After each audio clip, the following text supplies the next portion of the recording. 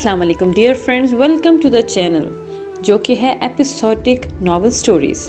Dear friends, اس channel میں آپ کو ملیں گی بہت ہی اچھوتے ناولز، بہت ہی دلچسپ کہانیاں اور رومانٹک ناولز۔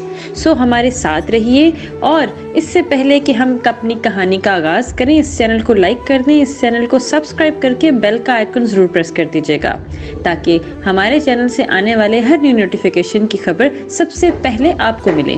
اعتبار قسط نمبر 44۔ امی بات کرنی ہے مجھے آپ سے۔ تہمینہ نوکرانی کو سارے کام سمجھا رہی تھی اور پچھلی ملازمہ گاؤں چلی گئی تھی اور اب 3 دن بعد دوسری آئی تھی۔ حارث کی دوسری جگہ نوکری لگ چکی تھی، دانت نیا لگوا لیا تھا۔ اچھا تم جاؤ، جو کام بتائے ہیں وہ کرو، پھر مجھ سے پوچھنا، اور ہاں صفائی کرنے سے پہلے پلیز ادھر ادھر سے کچرا ضرور پہلے اٹھا لینا، اور ایک بات ذہن میں رکھنا، اچھے سے صفائی نہ کی تو پھر میں 1 روپیہ بھی نہیں بڑھاؤں گی کل تک۔ ملازمہ سر ہلاتی کچن میں چلی گئی۔ ہاں کہو میرے چاند۔ بلائیں لیتی نظروں سے حارث کو دیکھتے ہیں انہوں نے اس کو اپنے پاس ہی بٹھا لیا۔ میں شادی کرنا چاہتا ہوں، حارث نے بے تاثر لہجے میں کہا۔ کیوں نہیں میرے بچہ، جب وہ بذات اپنی عاشق کے ساتھ شادی رچا چکی ہے تو تم کیوں نہیں؟ میں کل سے ہی بلکہ آج سے ہی لڑکی ڈھونڈنا شروع کرتی ہوں، تہمینہ خوشی سے بولی۔ اس کی ضرورت نہیں امی، میں لڑکی دیکھ چکا ہوں۔ اب کہ تہمینہ کے مسکراتے ہونٹ سمٹے تھے۔ کون اور کب سے چل رہا ہے؟ نہ چاہتے ہوئے لہجے میں ناگواری آ گئی تھی۔ کچھ نہیں چل رہا امی، میرے ساتھ آفس میں جاب کرتی ہے، کل ہی اس نے مجھ سے اپنی پسندیدگی کا اظہار کیا ہے۔ اچھی لڑکی ہے، غریب ہے، صرف ایک ماں ہے، کوئی بہن بھائی نہیں، اور باپ کا انتقال ہو چکا ہے۔ اس کو تمہاری پہلی شادی کا پتہ ہے؟ جی پتہ ہے، اور اسے کوئی اعتراض بھی نہیں ہے، اور مجھے بھی کوئی برائی نظر نہیں آئی۔ تہمینہ خاموشی سے اسے دیکھنے لگی اور حتمی فیصلہ سنا رہا تھا، اور اسے تہمینہ سے مشورہ نہیں مانگا تھا، بس فیصلہ سنایا تھا کہ وہ اس لڑکی سے شادی کرے گا۔ ٹھیک ہے، مل لیں گے، پھر سادگی سے شادی کرتے ہیں اگر تمہیں مناسب لگے تو، ورنہ جیسا تم چاہو۔ انہوں نے بات نارملی کی تھی، پر خوشی سے نہیں بلکہ رضامندی بھی نہیں تھی۔ ٹھیک ہے، میں جلد ملوانے لاؤں گا، کہتے ساتھ اٹھا اور باہر نکل گیا۔ تہمینہ نے ایک نظر دروازے کی طرف دیکھا اور نظریں پھیر لیں۔ فاطمہ کی جب دوبارہ آنکھ کھلی تو ارحم کمرے میں نہیں تھا۔ اسے غصہ آیا، وہ یہ سوچ کر سوئی تھی کہ وہ جلدی اٹھ جائے گا، پر یہاں الٹا ہوا تھا، وہ پہلے سے اٹھ چکا تھا۔ اس نے گھڑی پر نظر ڈالی تو حیرت اور بڑھی، 12 بج چکے تھے۔ آنکھیں پھٹی کی پھٹی رہ گئی۔ اتنا لمبا تو وہ حارث سے شادی سے پہلے سوتی تھی، وہ تو بھول ہی چکی تھی کہ وہ نیند کی شیدائی تھی۔ ایسے ہی تو سوتی تھی کہ رات کا ہوش ہوتا تھا اور نہ ہی دن کا، لیکن شادی کے بعد تو خود کو بھول ہی گئی تھی۔ اس نے بھرپور انگڑائی لی اور لمبی سانس لے کر اٹھ گئی۔ وہ فریش ہونے گئی، سکون واپس لوٹ آیا تھا۔ عجیب و یار، شام کی فلائٹ کا بولا تھا اور جلدی لینڈ ہو گئے۔ وہ حماد کے ساتھ ریسٹورنٹ میں بیٹھا تھا اور حماد نے اسے اچانک سرپرائز دیا۔ ہاں سرپرائز جو دینا تھا یار۔ خیر چھوڑو، یہ بتاؤ اتنے مہینے کیوں لگائے؟ میں سمجھا کہ وہیں سیٹ ہو رہے ہو۔ ارحم نے کولڈ ڈرنک کا گلاس منہ سے لگایا۔ یار مہینے بعد ہی واپس آ جاتے، پر سارا کا وہاں رکنے کا دل تھا۔ حماد نے اپنی کولڈ ڈرنک چھوڑ کر ارحم کی کولڈ ڈرنک کا گلاس اٹھایا۔ واہ واہ، شادی ہوئی نہیں اور جوروں کے غلام بن گئے؟ ارحم نے اسے چھیڑا۔ بہت غلط بات ہے، بیوی کی ماننے اور سمجھنے والا جوری کا غلام نہیں ہوتا، شریف آدمی بیوی سے دب کر چلتا ہے، خاص جتا کر کہا، اور ارحم نے حیرت سے اسے دیکھا۔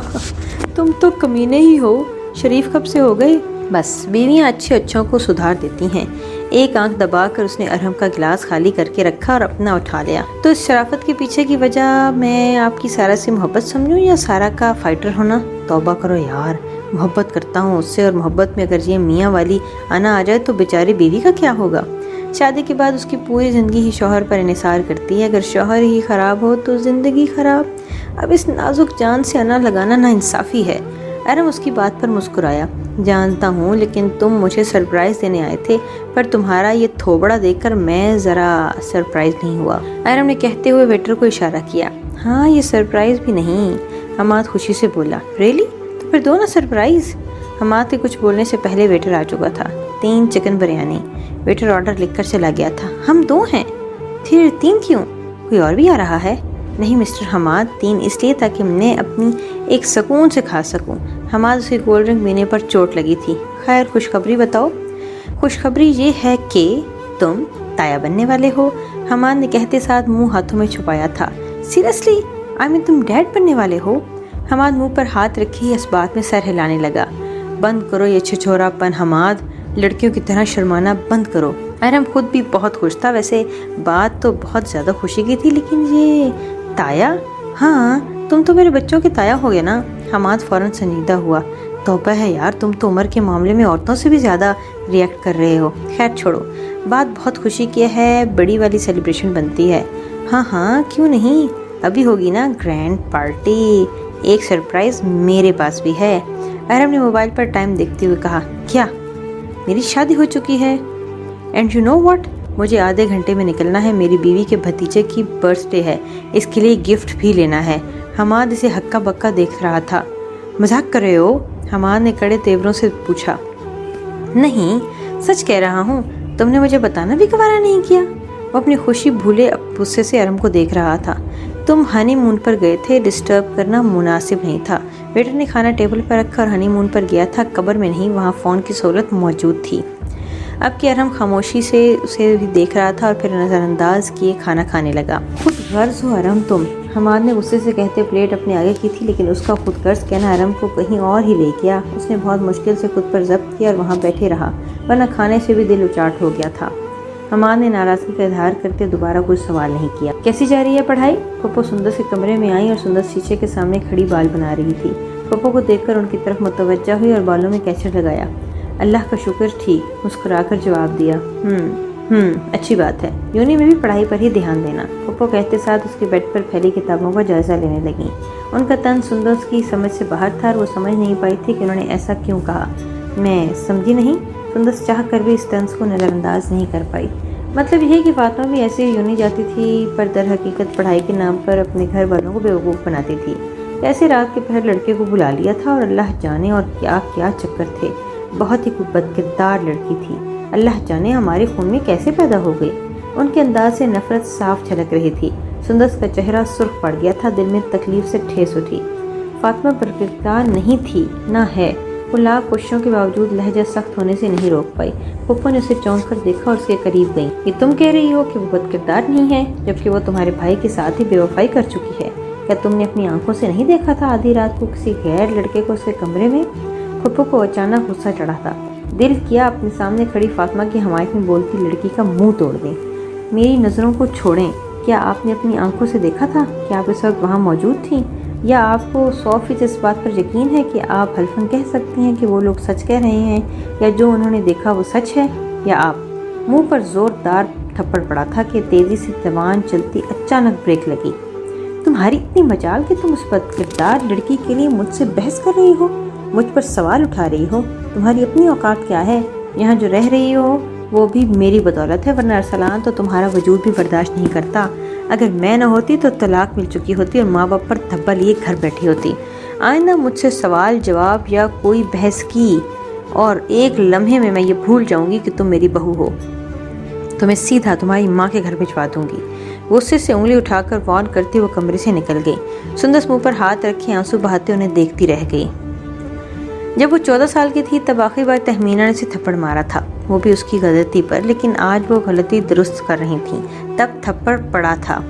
ساتھ ساتھ اس کی اوقات بھی بتا دی تھی کہ وہ کچھ بھی تو جھوٹ نہیں تھا. ہاتھ اب بھی گال پر تھا. تھپڑ اتنا زور کا تھا کہ اب بھی جلن محسوس ہو رہی تھی. کیا تم گلی گلی جا کر گھر گھر جا کر بتاؤ گے کہ فاطمہ عارف بد کردار نہیں ہے, بے قصور تھی, پاک دامن تھی؟ اگر تم بتا بھی دو تو کوئی اعتبار کرے گا تمہاری بات پر؟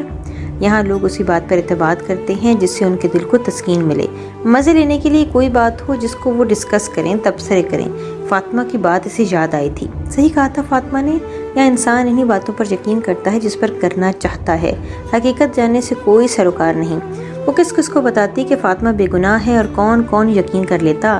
وہ خوشی 3 دن پہلے ملی تھی, وہ کہیں کھو گئی تھی. تکلیف پھر سے وجود پر چاہ رہی تھی. کاش میں اس وقت فاطمہ تمہیں بچا لیتی, کاش میں اپنے ڈر کی وجہ سے تمہیں رسوا نہ ہونے دیتی. نہیں ہے میری غلطی قابل معافی. کیا تم مجھے معاف کر دو گی؟ میں تو خود کو معاف نہیں کر پا رہی. اللہ میں کیا کروں, کاش وقت پلٹ جائے اور میں سب ٹھیک کر دوں. اب تو کوئی یقین بھی نہیں کرے گا. امی کو بھی کتنی بار بتانا چاہا پر وہ سننے کو تیار ہی نہیں. بھائی کے سامنے فاطمہ کا نام لو تو وہ بھڑک جاتے ہیں. آپ بتائیں میں کیا کروں, مجھے میرے گناہ کا سکون کوئی نہیں لینے دے رہا. میں کیا کروں؟ وہ بیڈ پر اوندھے منہ لیٹ کر زاروں قطار رونے لگی اور دل تھا جیسے کسی نے بھاری پتھر تلے کچلا تھا. دل کر رہا تھا پوری دنیا کے سامنے کھڑے ہو کر اعلان کرے کہ فاطمہ عارف بے قصور ہے, پاک دامن ہے, وہ بے گناہ ہے, سب اس کی وجہ سے ہوا. پر بات وہی تھی بس. فاطمہ بیٹا تیار ہو جاؤ, ارحم کا فون آیا تھا, کسی دوست کے گھر جانا ہے اسے اور تمہارا ساتھ جانا ضروری ہے.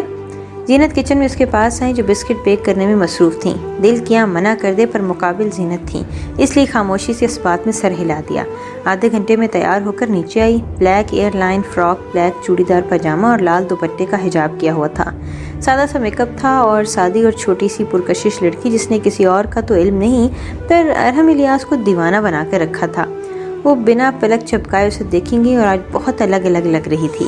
شاید میک اپ کی وجہ سے ارحم نے آج پہلی بار اسے میک اپ میں دیکھا تھا۔ اس طرح مت تاڑو میری بہو کو ورنہ جوتا نہ پڑ جائے۔ قریب سے آواز آئی تو وہ ہوش میں آتے پلٹا، ساتھ ہی الیاس صاحب کھڑے پایا جو اس کو یوں بنا کسی لحاظ کیے تکنے پر چوٹ کر رہے تھے۔ ڈیڈ، بعد میں فتنہ مت بولیے گا، بہت پیار سے دھمکی دی تھی۔ تمہارا باپ ہوں میں۔ الیاس صاحب نے جتانا ضروری سمجھا ورنہ کوئی بھروسہ نہیں تھا کہ جاتے جاتے بھی تیلی لگا جاتا۔ وہ تو تھا ہی فسادی اور فتنہ۔ جی، اور میں آپ ہی کا بیٹا۔ ایک ہنک دبا کر اس نے الیاس صاحب کو چھیڑا۔ فاطمہ نیچے آئی اور زینت نے اس کے ماتھے پر پیار کیا اور اس کی تعریف کی۔ الیاس صاحب نے بھی اس کی تعریف کی اور اس کے سر پر ہاتھ رکھا۔ پھر ارحم نے بڑے حق سے اس کا ہاتھ پکڑ کر فاطمہ کا دل دھک سے رہ گیا۔ اس کی نظر میں آج پہلی بار ارحم نے اسے چھوا تھا اور وہ بھی اتنے حق سے۔ پیچھے زینت اور الیاس صاحب انہیں دیکھ رہے تھے اور وہ ہاتھ نہ چھڑوا سکی۔ ارحم نے فرنٹ ڈور کھول کر اسے بٹھایا تھا اور خود ڈرائیونگ سیٹ پر بیٹھ گیا۔ پورا راستہ خاموشی سے کٹا۔ اس نے ایک بار بھی نہیں پوچھا، نہ ہی ارحم نے اسے بتایا۔ گاڑی ایک خوبصورت گھر کے پورچ میں رکی۔ ارحم گاڑی سے اترا، پھر فاطمہ کے لیے دروازہ کھولا، پھر بیک سیٹ سے بڑا سا گفٹ نکال کر فاطمہ کے ہاتھ میں پکڑایا جسے اس نے خاموشی سے تھام لیا اور پھر جیسے پہلے پکڑا تھا ویسے ہی پورے حق کے ساتھ ہاتھ پکڑا اور اندر کی جانب بڑھا۔ اس بار بھی کچھ نہ بول سکی لیکن اندر جا کر اسے جھٹکا لگا۔ سامنے ہی پورا لاؤنج غباروں سے سجا تھا۔ ایک طرف مریم کے سسرال والے، زیان کے کزنز اور دوسری طرف میرب، عارف صاحب اور مریم کی امی۔ سامنے بڑا بڑا سجا ہوا ہیپی برتھ ڈے سفیان لکھا تھا۔ اسے شدید ملال ہوا کہ وہ اپنے واحد بھتیجے کی برتھ ڈے کیسے بھول گئی۔ خود پر اتنا غصہ آیا کہ آنکھوں میں آنسو آ گئے۔